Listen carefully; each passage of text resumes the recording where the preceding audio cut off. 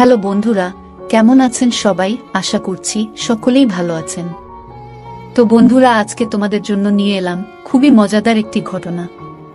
তাই ভিডিওটা শুরু থেকে শেষ অবধি দেখবেন, আশা করছি অনেক মজা পাবেন। কলেজে পৌঁছে ক্লাসে গিয়ে বসতেই আমার বেস্টু তমা আমাকে আনিশা আনিশা ডেকে খোঁচানো শুরু করে দিল। সাথে সাথে আমার ভুরু কুঁচকে গেল একরাশ বিরক্তি নিয়ে। এমনিতেই মাত্র ঘুম থেকে উঠে এসেছি, এখনো চোখে ঘুম ঘুম ভাব, তার উপর পুরো ক্লাসে থমথম ভাব, কারণ এবারের ইন্টার সেকেন্ড ইয়ারের প্রি টেস্ট পরীক্ষায় আমাদের পুরো ব্যাচ খারাপ রেজাল্ট করেছে।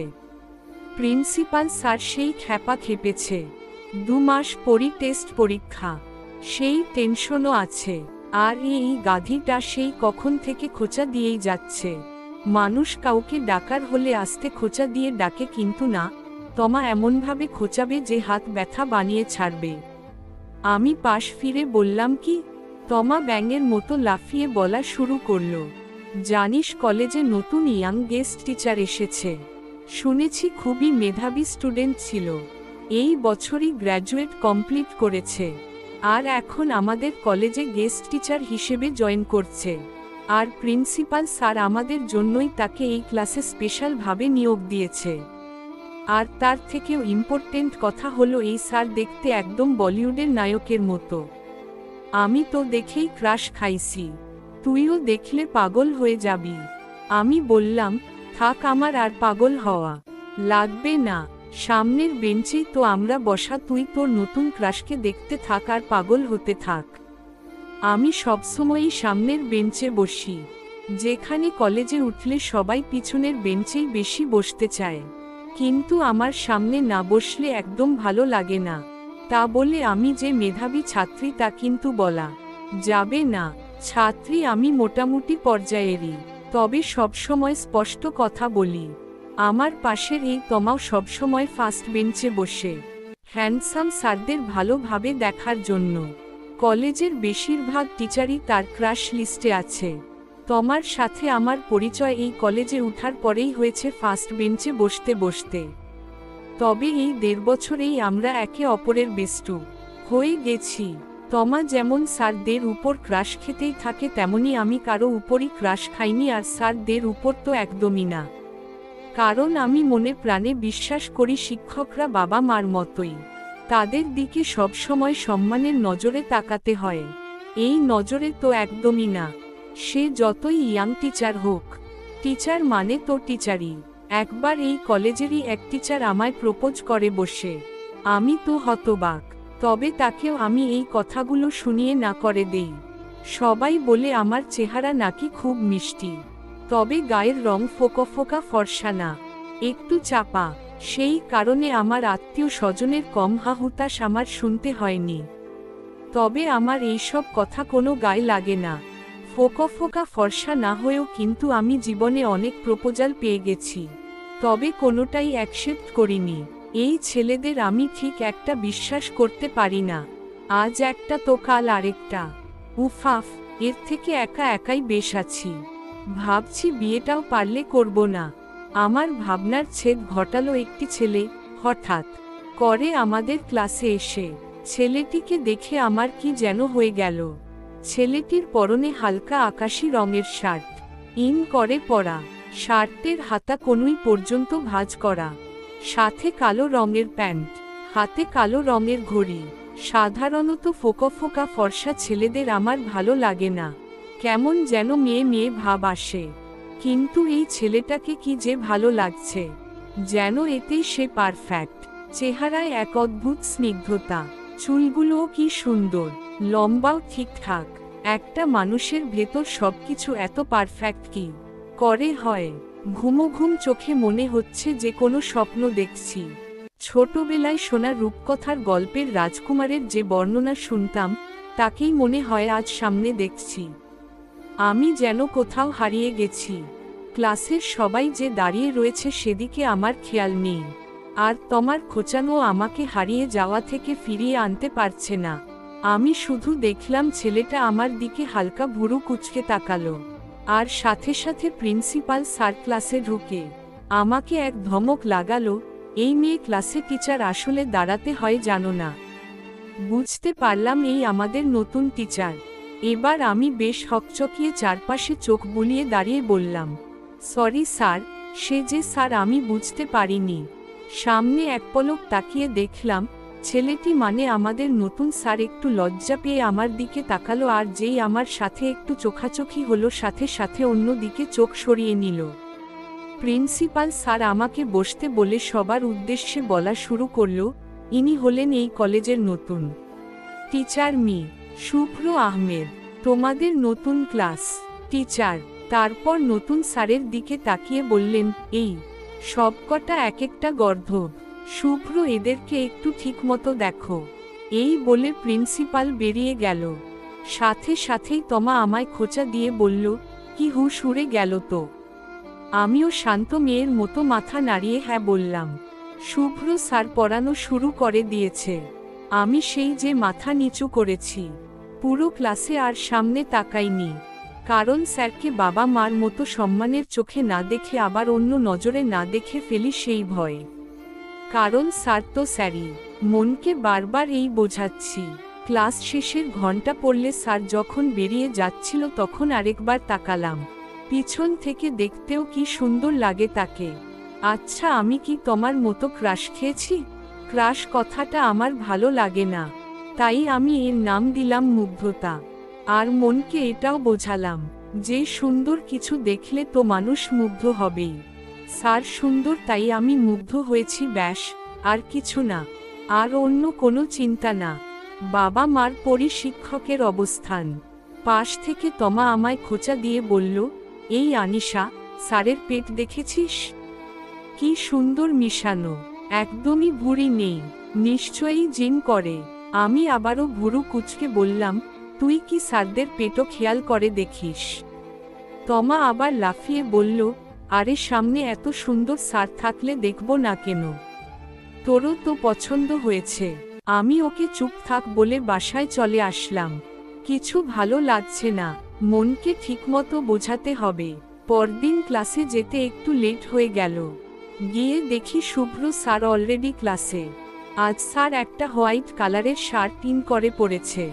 সেদিন মনে হচ্ছিল শার্টের আকাশি কালারটাতেই তাকে বেশি মানায়। আজও মনে হচ্ছে শার্টের এই রংটাই তার জন্য পারফেক্ট।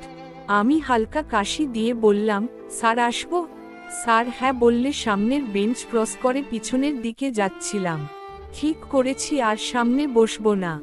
বুঝতে পারলাম তমা আমার দিকে হাঁ করে তাকিয়ে রয়েছে, কিন্তু একটু আগাতেই তমা ওর মাইক আলা গলা দিয়ে আমায় ডেকে বলল, এই আনিশা এখানে বস, ওখানে কোথায় যাচ্ছিস?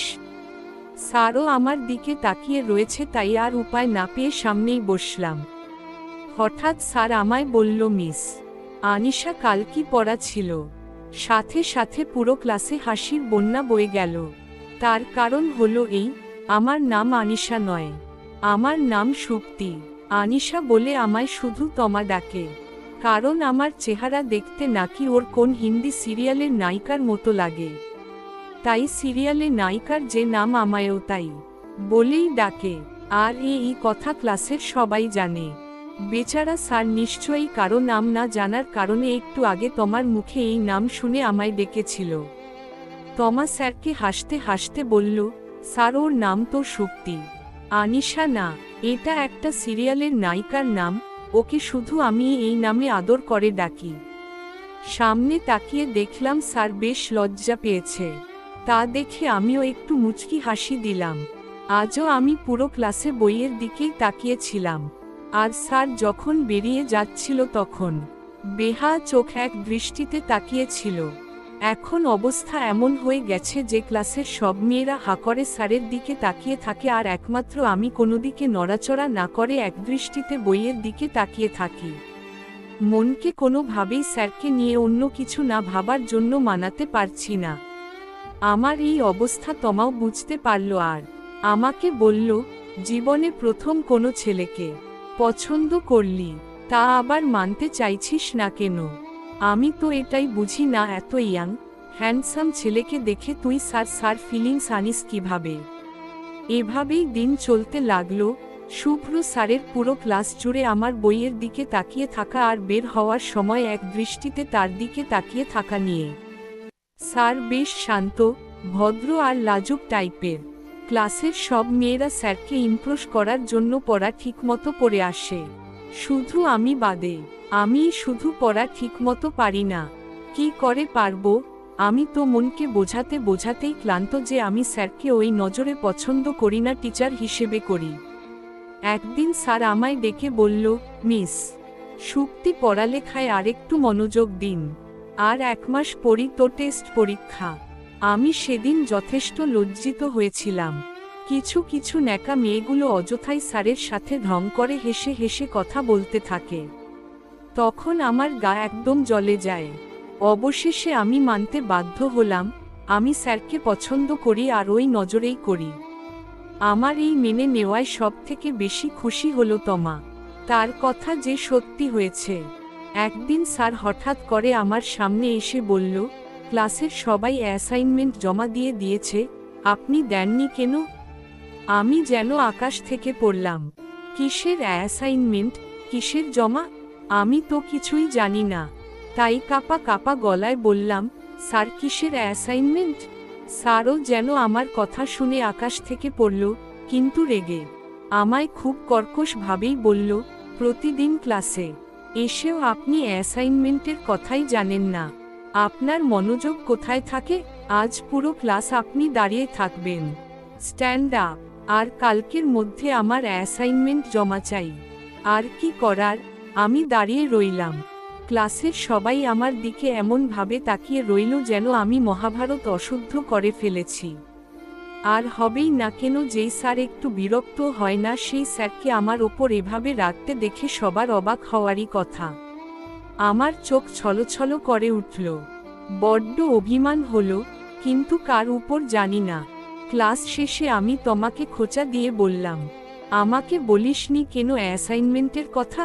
তমা বলল, আমি কি জানি, তুই খেয়ালই করিসনি। স্যার তো কয়বারই ক্লাসে বলল। তুই তো দেখি ভালো হারিয়ে গেছিস স্যারের মধ্যে। সারা রাত জেগে অ্যাসাইনমেন্ট কমপ্লিট করলাম।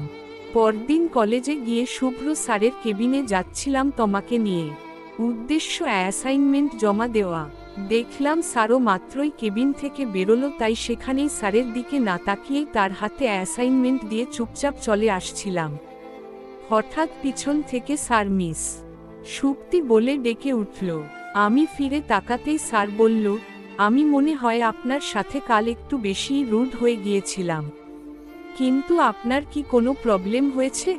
সব সময় দেখি পুরো ক্লাসে বইয়ের দিকেই তাকিয়ে থাকেন, আর যখন আমি বের হতে নেই তখন আমার দিকে একদৃষ্টিতে তাকিয়ে থাকেন। আমাকে কি কিছু বলতে চান? আমি খুবই চমকে গেলাম স্যারের কথা শুনে। স্যার কি করে পিছন থেকে বুঝলো যে আমি তার দিকে তাকিয়ে থাকি? চমকানোর মধ্যেই আমি কিছু না ভেবেই হুট করে বলে ফেললাম, জীবনে প্রথম কোনো ছেলেকে পছন্দ হলো, তাও আবার স্যারকে।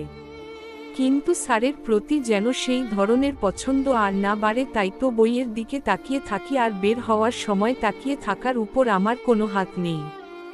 সেটা কিভাবে যেন হয়ে যায়।